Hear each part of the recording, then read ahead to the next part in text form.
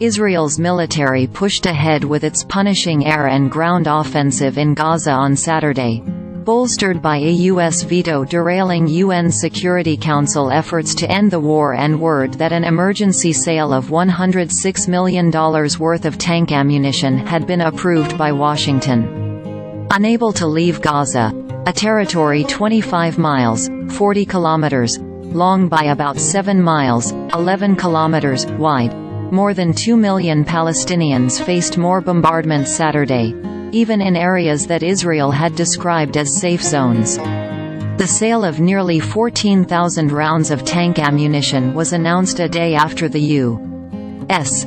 vetoed a UN Security Council resolution demanding an immediate ceasefire in Gaza, a measure that had wide international support.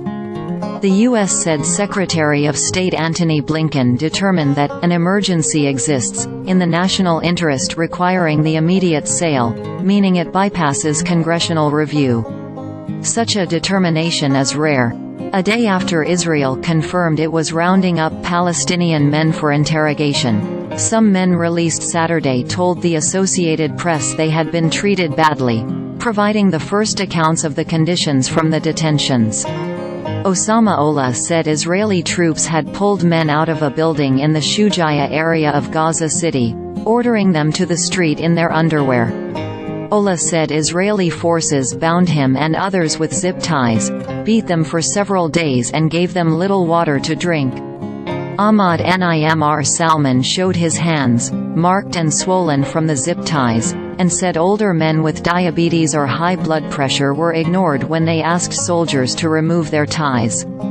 He said the troops asked, "Are you with Hamas?" We say, "No," then they would slap us or kick us. He said his 17-year-old son Amjad is still held by the troops. The group was released after 5 days and told to walk south.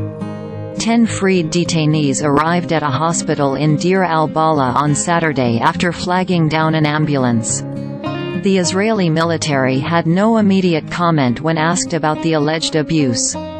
With the war in its third month, the Palestinian death toll in Gaza has surpassed 17,700, the majority women and children, according to the health ministry in the Hamas-controlled territory.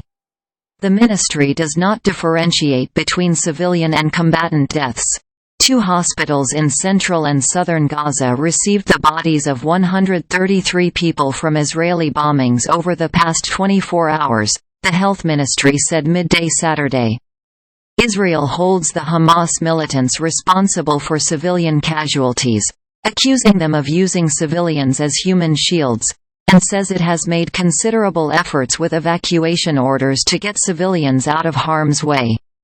It says 97 Israeli soldiers have died in the ground offensive after Hamas raided southern Israel on October 7, killing about 1,200 people, mostly civilians, and taking about 240 hostages.